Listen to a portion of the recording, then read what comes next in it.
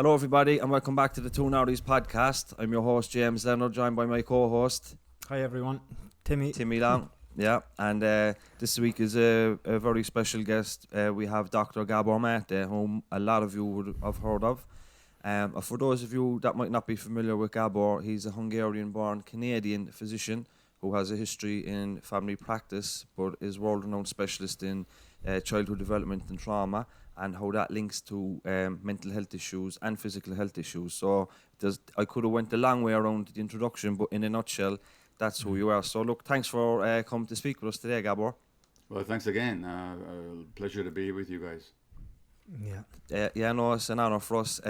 Let's drive on. So for like myself and Timmy would be so familiar with some of your concepts, but for those who may haven't gone through university or may haven't been have the privilege of reading your books and going to the conferences, can you explain to us what trauma is and how trauma is connected to addiction? Sure. So, in all my years in family practice and also in addiction medicine, I found that many chronic physical illnesses, virtually everything that we call mental illness, and certainly addictions, are related to childhood trauma. Now, what is trauma? Trauma is the source of the word trauma itself comes from the word Greek for a wound. So, trauma is a wound that you sustained. So, people often think of trauma as being abused or physically or sexually or emotionally, um, violence in a family, and so on. And those events are traumatic, but the trauma itself is the wound that the person sustains. And so now, if you want to jump right to addiction, let me give you a definition of addiction, and then you and those of you who are listening can each see how that definition might apply to yourselves. So, an addiction can be defined as manifested in any behavior that a person finds temporary pleasure or relief in, and therefore we crave it, but then we suffer long-term negative consequences, and we can't give it up despite the negative consequence. So craving pleasure relief in the short term, negative effects in the long term, inability to give it up. That's what an addiction is. So notice that my definition said nothing about drugs. Usually when we think about addictions, we think in terms of substances, which is fair enough, because often they are. Alcohol, nicotine, heroin, crystal meth, cocaine, whatever.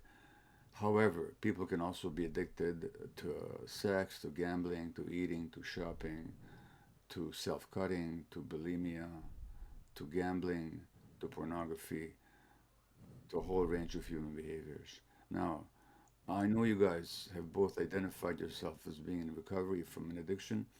Without even me asking you, each of you, Timmy or Tony, what you're addicted to, although you're free to tell us if you want to, what I'm really asking is, what did it do for you in the short term? What did you like about it? That's the first question. So, those of you who are listening, just ask yourself the same question. Not what was wrong with the addiction, what was right about it? What did you, in the short term, what did it give you? So, what would you guys say about that? Go on, if Timmy wants to go first, but I'm James. Tony was here, but he's gone. Okay, But sorry, so you sorry. can ignore him. James Leonard. Yeah. Go ahead. Yeah. Yeah.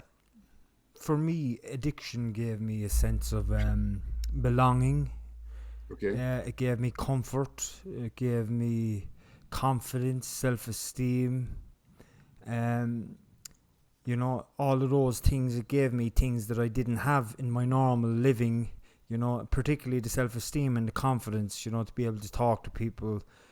But as you spoke about there, also like in the long term, this addiction destroyed me. My addiction was Well, let's alcohol. so let's not go there. Let's just stay with Yeah. your answer.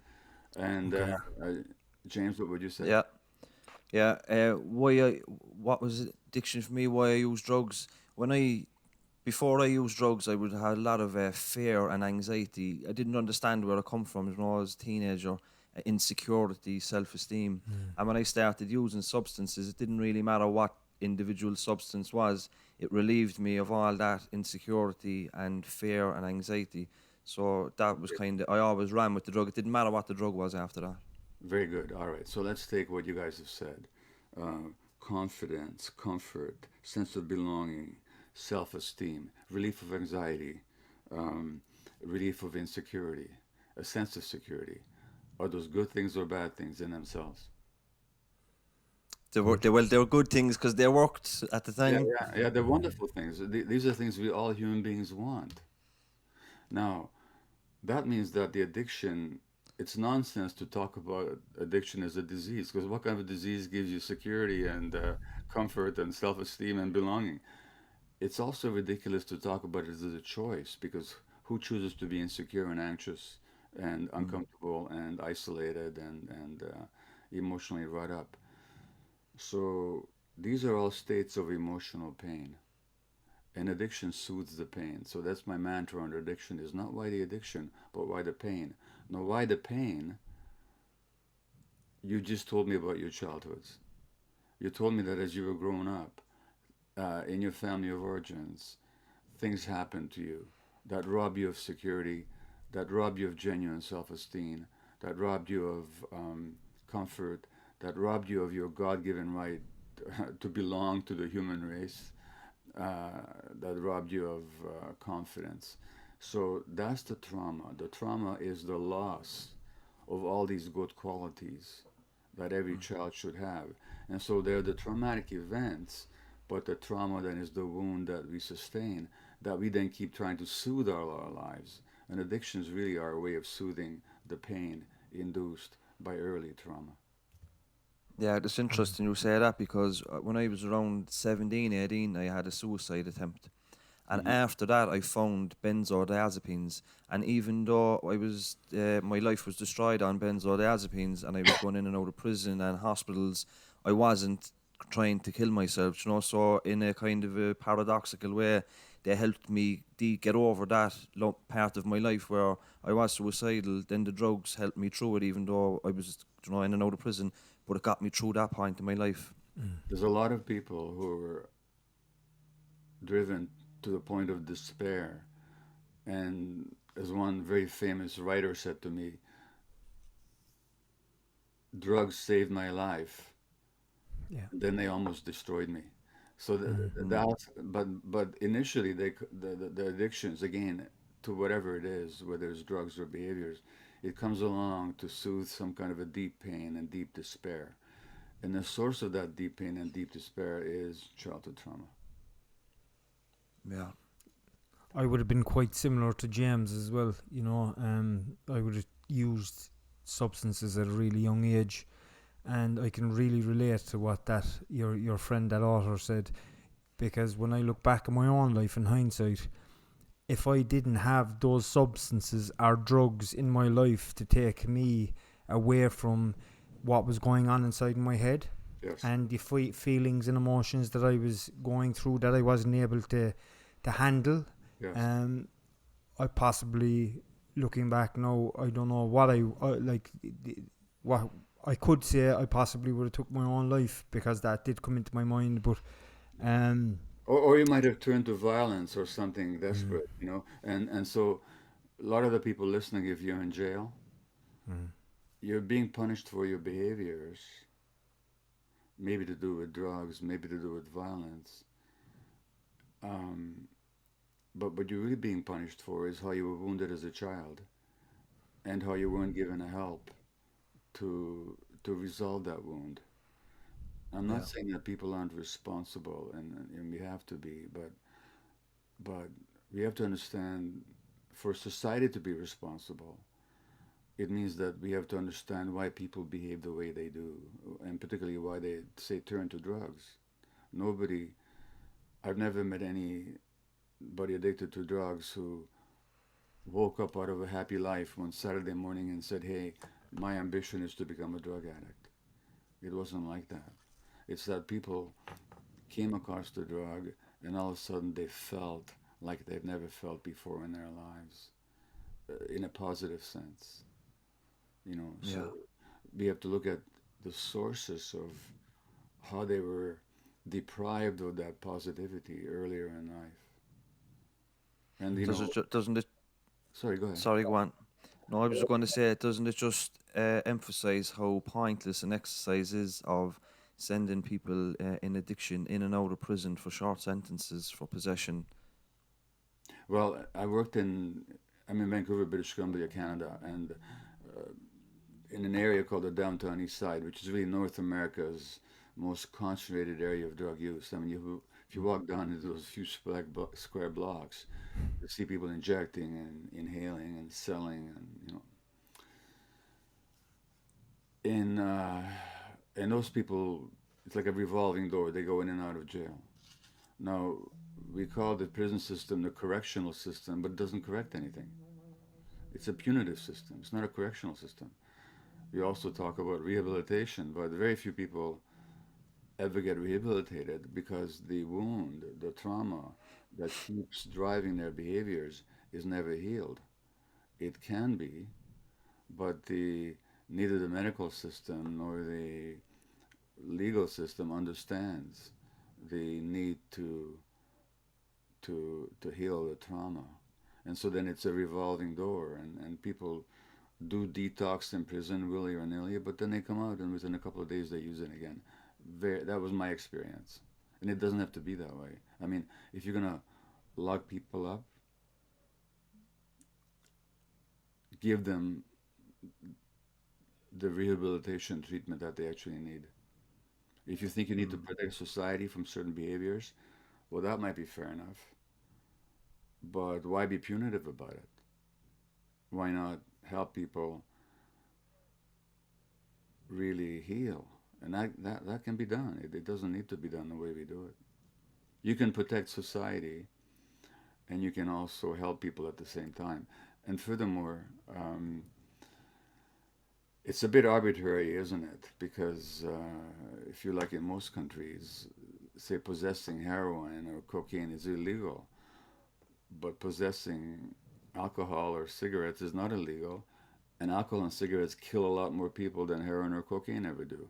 I'm not saying cocaine or heroin should be sold in the streets or in the corner stores, but I'm saying that there's a real contradiction about the social attitude towards substances. Some substances that are far more lethal in the long term are permitted and profited off by respectable businessmen. Other drugs are forbidden and people are sent to jail for possessing them. Doesn't make any sense. Mm.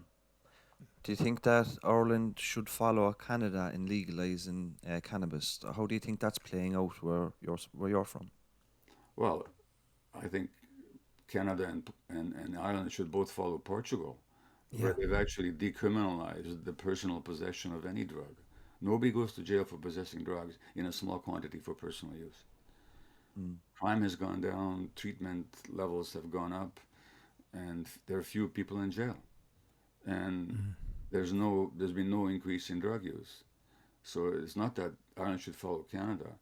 Certainly, it's nonsense to illegalize cannabis. I mean, look, if using cannabis, if everybody in Canada, whoever used cannabis, was in jail, half the population would be behind bars, and probably the same thing. And probably the Yeah. same thing is true in Ireland. So that was a reasonable step forward, but not nearly far enough. Yeah, we have a certain type of decriminalisation in here, a very weak form of it, where you get a caution if it's your first two offences. Hmm. No, and it's at the discretion of the judge. But who does that really suit? For the people that you worked with in Vancouver, the people that I worked with in homeless services here in my city, if they got caught with drugs twice in the day, they don't then turn around and say, "Oh, I better stop using drugs now because I'm going to go to court the next time." They don't. But who does it? It does suit. It suits maybe the politician's daughter who's in university and gets caught with some weed when they're out, and they can avoid Yeah. one or two convictions. So there's the classism to all this as well, isn't there? Well, absolutely, and besides which, it's a nature of severe drug addiction that you can't just give it up because there's some negative consequence. I mean, look, the people I worked with in Vancouver had HIV, they had hepatitis C, they had abscesses, diseases of all kinds. That wasn't enough to make them give it up. And not because they were stupid, but because they were so desperate and so dependent. And so this two strikes and you're out kind of nonsense. It It's makes no ridiculous. It makes no human or medical sense whatsoever. And really, what's missing is that the system is not trauma informed. And if you Yeah. look at Ireland, I mean, not that I'm any kind of expert on Irish history, but for God's sakes, hundreds of years of colonialism, hunger, internecine strife, civil war, and then on top of that, the now well identified abuse of children of Mm. both of all genders by the clergy. Uh, there's been a lot of trauma in your country, Mm. and so no wonder alcoholism and drug use and so on are prevalent as you'd expect them to be. And this is a traumatized society, and therefore it needs to be trauma informed. Yeah. Yeah.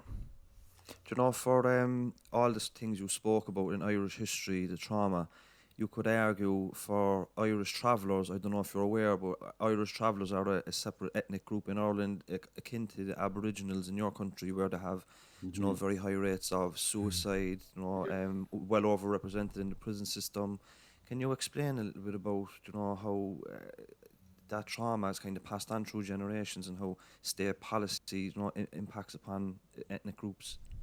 Well, the example you gave, James, of Canada's indigenous population is a tragic and I would say, from the point of view of Canadian society, a shameful one, Mm. because the British colonialists and the French, for that matter, when they came to North America, they, as colonialists always do, they decided that the way to dominate people, if you're going to take over their lands, appropriate their resources, and make them subservient, you have to rob them of their family structure. You have to rob them of their spiritual ways. You have to destroy their traditions, um, and you have to control them. And so there was the very gradual and very consistent breaking of treaties. They were the British would sign one treaty after another with the natives and break one after the other, but when the ink was barely dry on these treaties, um, they continually encroached on their lands and resources. This continues, and then to take the Indian out of the Indian, as they said, they would destroy the native family structure. Now, here's what I have to tell you: is that the way Aboriginal peoples parent their children is far superior than the way we parent children today in so-called civilized society. And this has been studied and researched. And just the way children are held and loved, and they're not hit, and they're with nurturing adults all the time, and they're out there in nature. This is the way you parent if you want healthy human beings. Well, what did they do? They took kids away from their parents for over 100 years, forced them into these residential schools, and this is not unlike some of what happened in Ireland, Yeah. and where, in the name of Christian education, they were beaten and abused, many of them sexually abused. A lot of these kids died, we don't even know where they're buried. And generation after generation of native children were taken away from their families, so they never learned how to parent. So when they became parents themselves, they enacted the same trauma that was inflicted on them on their kids. So it became multi generational. So when you look at native communities today in Canada, and I'm often invited to work with them, high rates of suicide, as you said, substance use, glue sniffing, self cutting, violence, sexual abuse of children, almost universal sexual exploitation of young girls. And this just continues and continues and continues. And the result is, in Canada, Native people make up 5% of our population. They make up 30% of the jail population. Same here. Yeah. You know, for some, I have a question there, Gabor. It's just relating to somebody, you know, somebody that's in active addiction, and right, for example, myself, you know, the drugs did so much for me, and the alcohol, they kept me, they just took everything away. You know, I remember the moment in my own life as a really young child, and there was a lot of trauma going on in my own family home. You know, there was a lot of mental health issues, and you know, there was a single parent, my mother bringing up a few boys on her own. But like going on, I remembered a kind of a moment in my life where it was just like, it was a block off point. I just stopped, you know, I just lost all kind of faith in humanity and people and God, all these different things, Yes. you know. But as I went through my life, then you know, the drugs and the alcohol, they would have blocked out all my thinking. The only thing I could think about was alcohol, drugs, gambling, and all the other addictions that were in my life, you know. But I met my wife, you know, my kids at the time, and they were the only bit of stability that I had in my life. And I was given an ultimatum at probably the worst point in my life, you know, where a lot of people would probably stop, but I couldn't stop because I wasn't able to stop, number one. And number two, the drugs done so much for me. They took me away from so much pain in my life, you know. But my point is, I had something to fight for. I had Yeah. a wife. At the time, she wasn't my wife. She was my partner, and I had 2 young kids. Does somebody really need something in their life to fight for like that, to really give up alcohol and drugs, which would maybe their partner in life, you know? Or can they just, is it possible, or do they need a good social network around them to be able to get them through it, from your experience? Well, so first of all, although I've never had a substance addiction personally, I've had addictive behaviors. And even though I didn't have the substance, I didn't have my cells crying out for the substance like yours would have. My behavior addiction threatened my marriage. And like probably you did, I lied to my wife. And I ignored the needs of my kids. Yeah. That's how important the addiction can become. And to answer your question, we're by nature social creatures. In other words, we're biologically created to be in connection with one another. We evolved in small band hunter-gatherer groups. We didn't evolve as individuals living on a savanna or in a forest by ourselves. So our psychology and our biology, including our brain biology, cries out for connection. As a matter of fact, the substances, like for example heroin, the opiates, they resemble chemicals in our own brain that give us a sense of connection. So, in a very real sense, the biology or the neurobiology, the brain biology of addiction is rooted in our deepest human needs. And when those needs for connection are not met in life, then we'll turn to addictive behaviors or substances. It also means that connections in a social network can give us a reason, a purpose, and a calling to move out of our addictions. But that drive really has to come from within. And, you know, if you look at the 12 step groups, and I have certain issues with the 12 step groups, at the same time, I think the 12 steps are great. So, but what they do provide, don't they, is they give you a community. That's the whole Yeah. point of them. Is that, look, here we are, and we're not each of us better than the other or worse than the other. We're just here facing the same dilemma. How can we support each other? And the group energy of a collective moving towards a common goal actually lifts up the individuals in that group to a higher level of energy. So whether it's personal relationships or a network that you can join or form, it's so much more easy and possible to do it through connection than to do it in an isolated sense. And Yeah, you know, in but my you, but you know what? I would say yes. It's when you have something to live for, a relationship, Mm-hmm. that's great. At the same time, there's also a deep reason within ourselves, which is that true relationship with ourselves. I mean, when you lost connection with yourself, and you said that blackout moment, Mm-hmm. you lost connection with yourself, and that's one of the impacts of Yeah. trauma. Is that you lose connection with yourself. Now, when you recover, if you actually look at the word recovery, what does it mean? To recover means to find something. And what did you find when you recovered? You guys tell me. What did you find when you recovered? You find yourself. You You're on find the pathway to finding yourself. exactly. And so that's You worth know. it too, even if there's no external relationship. Mm. Yeah, I think in recovery, like in addiction, when I didn't have the drugs, it was that low self-esteem, insecurity.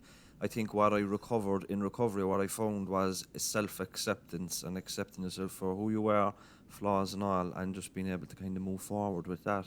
I Right. think what you spoke about in terms of the community being like, in terms of the 12-step communities, the fellowship and the strength of that, and where I work in Cool Mine Addiction Services in Cork here, we work from a therapeutic community model, and I see that working, just Yeah. to that just when people get around each other and kind of help each other along is great. Like, a lot of our followers would be people not in addiction but may have loved ones in addiction. Have you? I'm sure over the years you've had family members come to you asking you what can they do, and we get a lot of family members coming to us. Or how do I help young Timmy or young James who's going down the wrong path? What can I do? What can I do? Have you any advice for family members? I do. I have advice for everybody. That's just what I do. That's why you're here. Um, Not that everybody wants it all the time, but I have it anyway. Yeah. Yeah, So, we just put it out there anyway. Yeah. yeah. Well, particularly my own family, let me put it that way. But um, so I've written a book, In the Realm of Hungry Ghosts, Close Encounters with Addiction, which has been published in the UK at least, not to mention North America. And there's a whole chapter on families and caregivers. So let me summarize what I say in that chapter. And here's what I would say.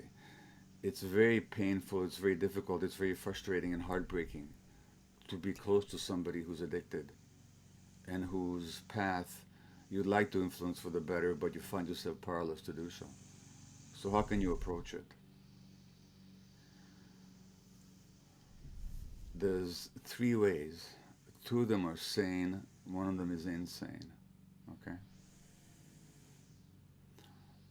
One of the sane ways is to say to the addicted person, look, um, I'm not trying to change you. I know that right now, and going back to my question, not why the addiction, but why the pain, Yeah. I know that right now something is driving you to pursue these addictive behaviors. And I imagine that something inside you is some kind of pain. And I understand and I don't judge you, but it's too painful for me to be around. I don't know how to handle my feelings that come up for me when I see you. I'm not doing this to punish you. I love you. I want to be here for you. But right now, I can't be around you because I don't know how to handle the emotions that I get around you. It's not your fault. And you're not doing it to me. But I'm too stressed around it. So that's legitimate. Okay? The second sane thing to do is to say, right now, you're doing what you're doing, you're addictive, you're gambling, or your pornography, or your drugs, or you're drinking, or whatever you're doing. And I know that you must have some powerful drive inside you to compel you to do that. And I don't know if I understand it, but I know you must be in pain, and this is a way of soothing the pain. And I accept that. And you don't need to be any different for me to love you and be around you. I can be it. I can be with it. I won't put up with being manipulated or lied to or stolen from. But I don't need to interfere in your life. It's your life, not mine, and I can be around you and I'm here for you. That's the second sane way. The insane way is to be in that person's life and try and change them, Mm. to try and stop them, cajole them, threaten them, bribe them, beg them to be different. Because that means that you're dependent on them to be different so you can feel better. And that makes you a codependent. And that means you got your own problems. And here's the thing. Here's you guys. Let's try something, okay? Both put your hands up, just the way I'm doing it right now. Put your left hand against your right hand. Now push with your right hand against the left hand. Push as hard as you can. Push, push, push. What does the left hand do? Strengths. Push against. Pushes right back. And when we push on people to be different, even if we're trying to impel them in the right direction, they're going to push back. All you're going to get back is resistance. And everybody listening to me here has already experienced that. So don't do it. Don't create more. Don't create more resistance. Invite them, or tell them you can't handle it. But don't try and force, cajole, convince, try to influence that other person to be different. Accept them exactly where they're at. Now, there's one more thing I would say to families. Sometimes you hear about these interventions where everybody gets together and tell the addict how difficult it is for them and how much it hurts them and please be different and here's a program and nonsense. Hardly ever works. Might sometimes, but hardly ever. The studies are not very promising. Here's a kind of intervention that I think would make sense. The family says to the addicted one, we get that you're carrying a lot of pain and you need to do this behavior to soothe that pain. But we also know that that pain didn't start with you. It happened in your family of origin, which is to say, we all contributed to it. Not that we meant to, but somehow we did. To speak personally, and Timmy, you might agree with this. I mean, before you healed or recovered, is no way you wouldn't have passed on some of your trauma onto your kids. And and I know that I passed on my trauma to my kids. So trauma is always multi-generational. And it doesn't begin with any one particular person. Nobody should be blamed for it, but at the same time, everybody has to take responsibility for it. So what if the family said, we get that this trauma is multi-generational. It's been in this family system for decades or generations. You happen to be one of the sensitive ones who absorbed a lot of that, and your addiction represents that pain that you absorbed from your environment. It's not our fault, it's not your fault, but we're all responsible. So how about if we all heal together and we invite you to join in that healing process, but we're going to undertake that healing journey whether or not you're ready to join us or not. We invite you to. Now that's the kind of intervention that I love to see happen. You hardly ever do see it, but because it's so painful for families to acknowledge that the source of the addiction in the individual actually came out of the family multi-generational system and the whole culture. But it did. So we might as well face it. We might as well own up to it, take responsibility. And what if as a society, what if Irish society or Canadian society actually said, you people in jail and you people caught in the throes of addiction are actually manifesting the multi-generational, historical, multi-family trauma that's endemic in our culture. And we're not going to blame you for it. I mean, can you imagine the freedom and the sigh of relief that so many people would experience? How do you get that how do you put that amount of awareness within a society, because like, you just look at society at the moment, everybody's full of fear over all this COVID stuff and all, whatever. But even before that, people were just full of fear of not accomplishing enough in their life, not owning their own house and all these different things. Like, how do we actually sit people down and explain to them, if you do this may affect your kids growing up, they might become an addict, or they might become very violent, or they will have no social skills, or all these things. I don't know, it's just a massive question that we have to ask ourselves. How do we actually get this awareness out there so people can really understand that their actions are really something that will follow them down the line with their own kids? Yeah. Well, I mean, You know, it's it, it's it's a huge question that you're raising. I'm just writing a book, a new book, which will be published a year from now, next April. Um, it'll be called The Myth of Normal, Illness and Health in an Insane Culture. And the culture is insane because it doesn't meet human needs. Like the fear that you talked about, of not accomplishing enough and so on, it's endemic. And when people are in a state of fear, they can't think rationally. And this society is insane because it puts people in a state of fear. So when you look at human needs, the chapter I'm just writing, I made this little list of what human needs are, genuine human needs. They're for a sense of belonging and connectedness. They're for a sense of autonomy or control in one's life, a sense of mastery or competence that I can do something, not in comparison with others, but just something that I can feel good about. Genuine self-esteem, which doesn't depend on what others think of me, but it's that self-acceptance that you guys talked about, that I can accept myself and my flaws, that I'm not worthwhile because I can do this, that, or the other. I'm worthwhile whether or not I can do this, that, or the other. Trust that I have the personal and social resources to get through life, and a sense of purpose and meaning and transcendence, that I belong to something greater than just a little egoic mind of mine. So these are genuine human needs. This society, gauge for yourself how well it meets those human needs. It doesn't meet them, it tramples on them. No wonder so many people are in trouble. How do we get there? Well, we get there because you guys have this podcast yeah. and because you're That's willing to it. share your experience and your Mm. hard earned wisdom, and because you're not afraid to talk about your own dysfunctions and your own traumas, and because I'm not afraid to talk about mine, because we use whatever platform I have gained in life and whatever platform you have achieved to educate and to inform and to invite others. It's a process. So I don't have any magic Yeah. snapping with fingers formula. We just have to keep this conversation going. And you know, Yeah. there's some good news. I'm sure that in Ireland, as it is in North America, this conversation has got far more listening than it would have had 10 years ago. In other words, Yeah. a lot more people can nod their heads and say, yeah, I get what they're talking about. Um, and some of the best-selling books in North America, are on trauma. So, and my books have been published in nearly 30 languages. So, and by the way, without trying to sell you anything, those of you that have not read my books and you don't need to,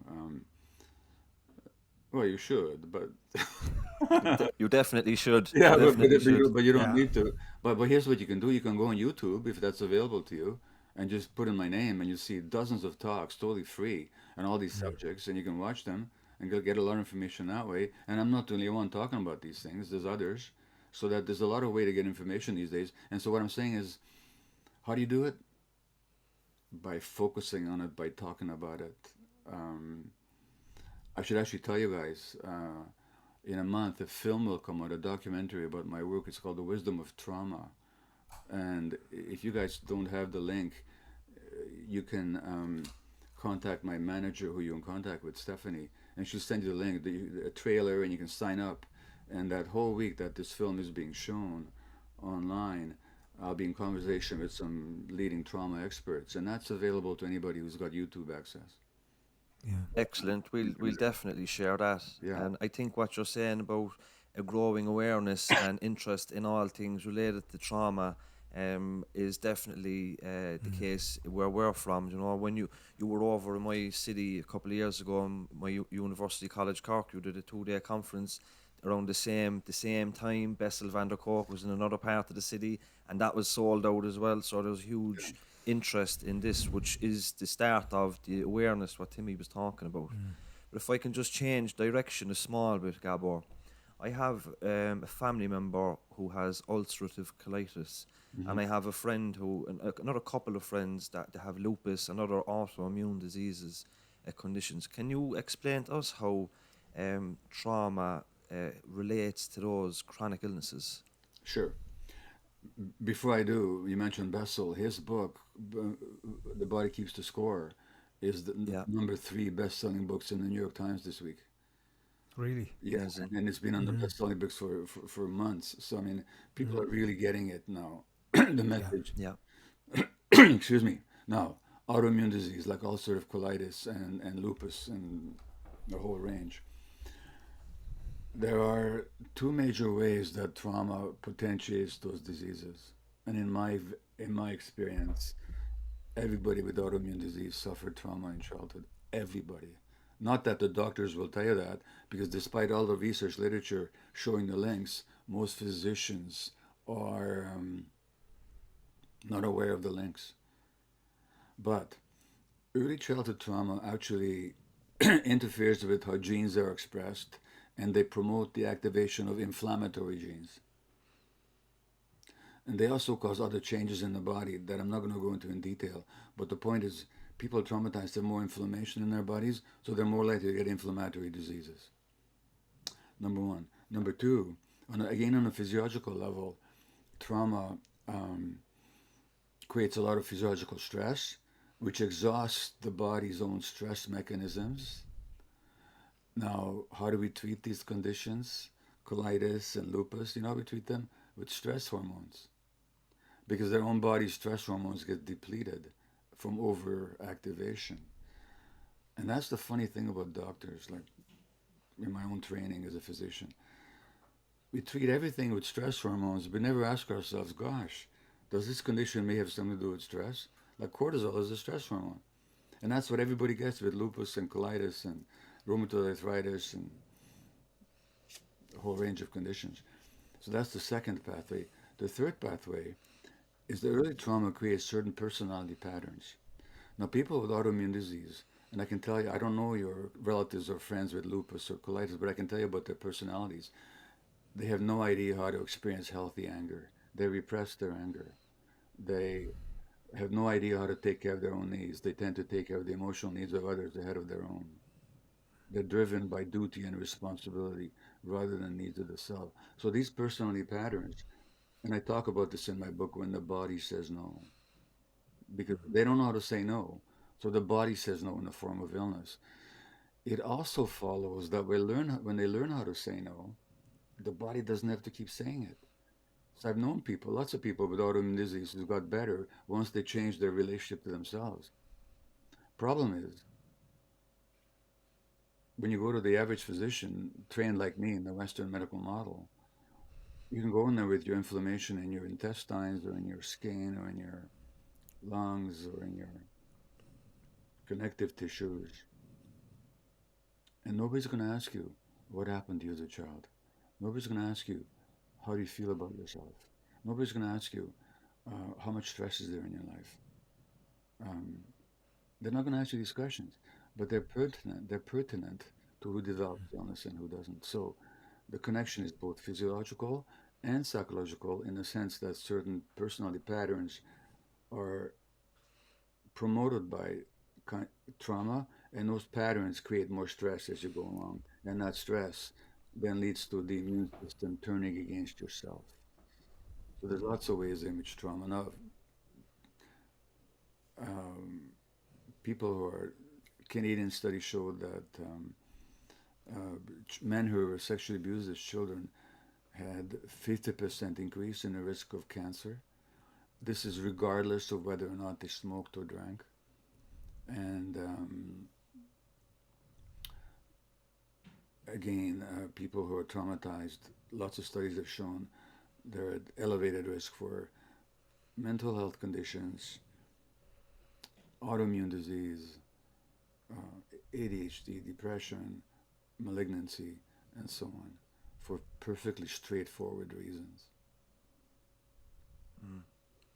You know, when you were over in Cork here, Gabor, you gave examples of obituaries in newspapers Yeah, where, for example, and just an example, say my obituary, touch would have a few years left, but just say my obituary, James was a good man, he always kept his head down, never missed a day's work, or he would never say no to help others, and then you turned around and you says, James never looked after himself. yeah. Can you explain to us the importance of self-care, especially for those in the helping professions?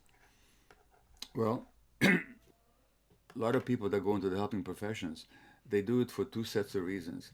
One set of reasons is because they're genuinely empathic, compassionate people who want to help humanity.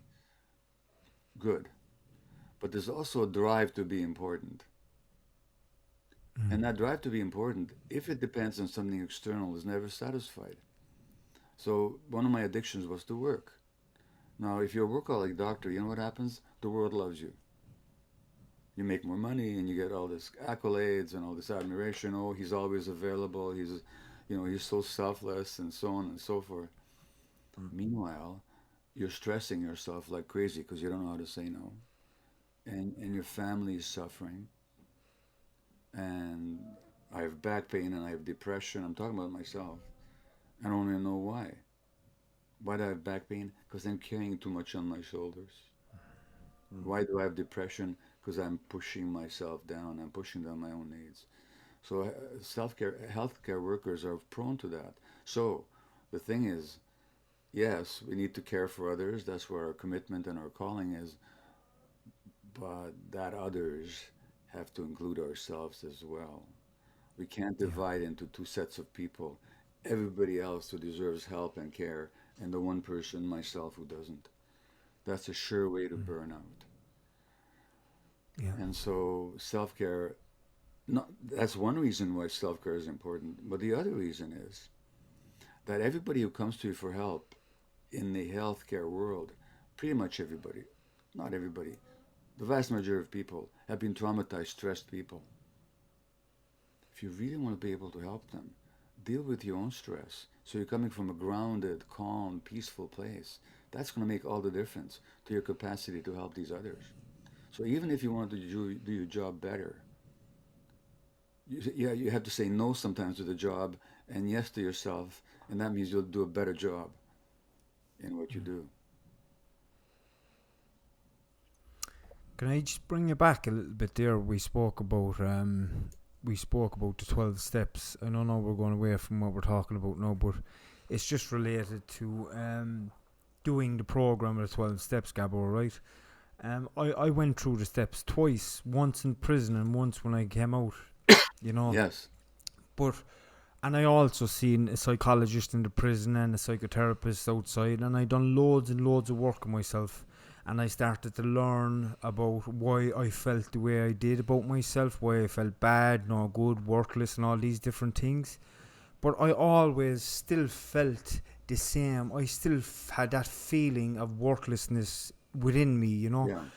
But what I done then was I meditated a lot, Mm. an awful lot, and the meditation really, I was able to free that trapped energy that was caught within me, you know, down in my lower centers, you know, my first and second center, just really trapped in the body. Mm. Now it's still there, you know, it's still there. Like I carry an awful lot of shame within me, and that's hereditary. It's from passed on from my mother, who carried it when in her own life, you know.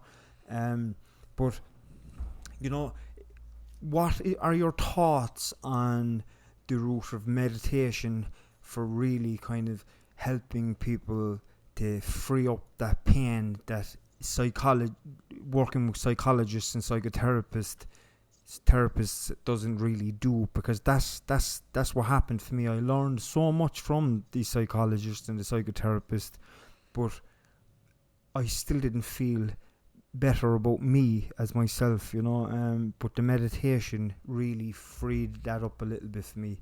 What are your thoughts on meditation around all that? Okay, well, first of all, um, you said the feeling of worthlessness. No, that's not a feeling. Okay, it's a belief. Yeah. Okay, it's a belief, and itself, it's a trauma response. Okay. Um, as a matter of fact, in my new book, I talk about this. It's a bit difficult to explain, but let me try. That belief that you're worthless actually is your friend, I'm going to say. And you're going to say, how the heck can that be my friend? It blights my life. Think about it this way. You're the child growing up under the circumstances that you're growing up on. And I don't know what happened, but there's going to be dysfunction, distress, Your parents are completely unable to meet your needs for acceptance and belonging and valuation. Now, as a child, you have two alternatives. You can believe that your parents are bad or incompetent and that the world is just a dangerous, awful place, Mm. and you're totally alone in the universe. That's one, you can believe that. Or you can believe that I'm worthless. And maybe if I work hard enough, I can earn my right to exist. Now, which is safer for the child to believe? Yeah. Which is the Second one. second one. For me, yeah. That's exactly it. So that Mm. sense of worthlessness saved your bacon. It saved your Yeah. life. So first of all, you shouldn't see it as an enemy. It was your friend. Problem Mm. is, it's a stupid friend. When I say Mm. stupid friend, it doesn't learn. It Mm. doesn't know that it's no longer needed. And that's the problem with these trauma-induced beliefs is that they save our lives or they save our sanity as children, but then become millstones around our neck later on. So first of all, I'm suggesting to you that when you notice that sense of worthlessness, make friends with it. Mm. Say to it, hello again. I see you. Thank you. You were very helpful to me when I was 5 years old. I don't need your services anymore. But I don't need you to Mm. go away. I'll just be with you. Now, meditation can help you. First of all, do you get what I mean? I understand 1,000,000%. Yeah. Okay, great. Then in Yeah. meditation, which gives you some distance from the busy mind, when you notice that worthlessness coming up, just notice it. Neither Mm. reject it nor believe it. Oh, there it is again. So Mm. meditation gives you this distance from the contents of your mind. So it's a very powerful technique for those that Yeah. can do it. Now, Yeah. It takes some time, doesn't now it? I'm the world's, in one of my books, I talk about how I have a profound relationship with meditation. I think about it every day, but actually trying to get me to do it. I can relate with Yeah. that. Yeah. But you know what? Study after study shows what a beneficial modality is, and the benefit is actually in strengthening the capacity of your brain to be aware of things without being identified with them. Mm. So Yeah. that belief of worthlessness. Now, there's a feeling that comes along with the belief in worthlessness. That feeling is shame. Yeah. That's you know what? It's the shame. Yeah. It is the shame, and I'm really starting to work on that myself a little bit more. And I think you brought it up earlier there about Ireland as a country. We're carrying so much shame as a country in a whole, shame because of all this stuff that would have happened in the But past, not only that, if I may with the interrupt, it's not only that. Look, I read yeah. James Joyce's Portrait of a Young Man as an Artist, and he Yeah. talks about as a school, the chief character is as a schoolboy goes to church and he listens to the sermon, which is about the sin inherent in the human soul and about how you're going to go to hell. And he talks about eternity. And the priest in the book talks about eternity. If you imagine the earth as a big metal ball, and every million years a dove comes and gently touches the earth with his wings as he flies by, then eventually, with his wing, he would wear the earth away over billions and billions of years. But, says the priest, hell will never be worn away. It's much more eternal than that. Now, this is the kind of stuff that kids are brought up in. This is the kind of fear that Mm. they're brought up with. Yeah. They're made to feel, in so many religions, which at their core bring a message of love and peace, in their practice, in their institutionalized form, inflict shame on people. Mm. And shame, if you want to control people, you know what you do? You make them feel ashamed. Yeah. So not only is the problem of trauma, there's also the culturally induced shame. It's a big one. It's a huge one to overcome. Yeah. By the way, I'm Jewish, and Yeah. there's a joke about what Jewish Alzheimer's disease. You forget everything but the guilt, you know, and and, and I would say the Yeah, same thing of Catholic Alzheimer's. yeah, You forget everything but the shame and the guilt. No, I don't It's want to make true. joke of a serious illness, but this idea that guilt and shame are inflicted on young kids for reasons that have nothing to do with their yeah. needs or their real lives, Yeah. but as a way of control. If I Sorry, go ahead. No, sorry, we won't keep you much longer, but I've one more question, and then I leave Timmy finish up with a question. But I'm interested in drug policies. That was my thesis Oh, yeah. topic. Um, in my experience of working with people in homelessness, and you would have had similar experience. Some people may never get recovery, and some people they'll maybe reducing the uses is about as good as it'll get.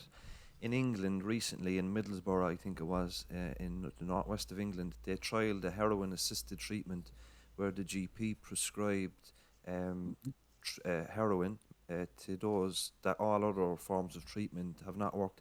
And it's seen that person reduced crime, no transmission of blood-borne infections, no overdoses. They were able to get employment and just raise their quality of life. It's not abstinence, but it's still a lot better than where they were, and it's Yeah. a cost-effective approach. Would you be an advocate of that as a physician and as somebody who's worked in homeless services as well? Well, here's the frustrating thing: is that they used to do this in England decades ago Yeah, with the same results, and then they kind of stopped it, or they cut down on it. This has been done in Switzerland, in Holland, in Canada.